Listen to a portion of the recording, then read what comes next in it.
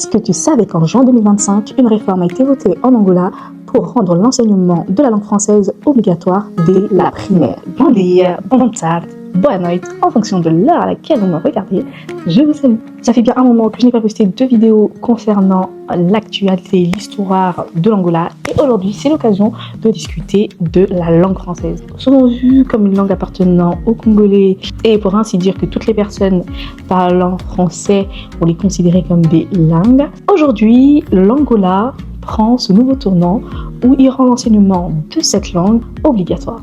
Mais pourquoi ? Cette annonce qui a été publiée en mars 2026, certains craignent que cette langue puisse affecter les langues nationales. Le but de cette réforme est de se renforcer économiquement en se rapprochant de ces pays limitrophes, le Congo-Brazzaville, ainsi que la RDC. Que ce soit pour le commerce, pour les échanges économiques, pour la diplomatie et même pour certaines organisations africaines.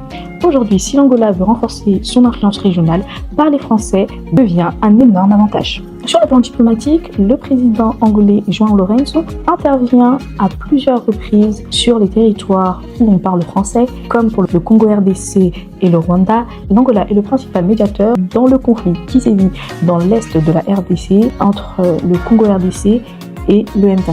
L'Angola est également intervenu au Gabon en mai 2025 pour obtenir la libération de l'ex-président Ali Bongo et de toute sa famille.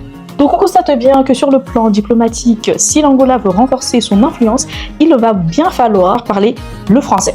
On a également la région de Cabinda qui est une exclave de l'Angola, située entre le Congo-Brazzaville et le Congo-RDC, où la production du pétrole angolais, donc plus de la moitié il me semble, est produit dans cette zone-là. Au vu de la proximité avec les pays voisins, vous imaginez bien que pour l'économie, il va bien falloir parler le français également.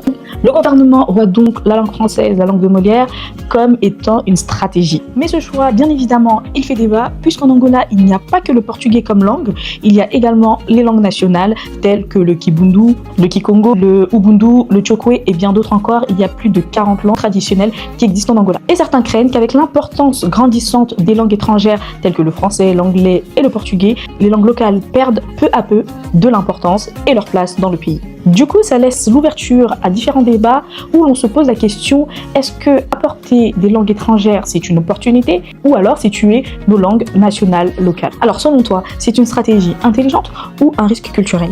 En fonction de vos réponses, je donnerai mon avis en commentaire ou dans une prochaine vidéo.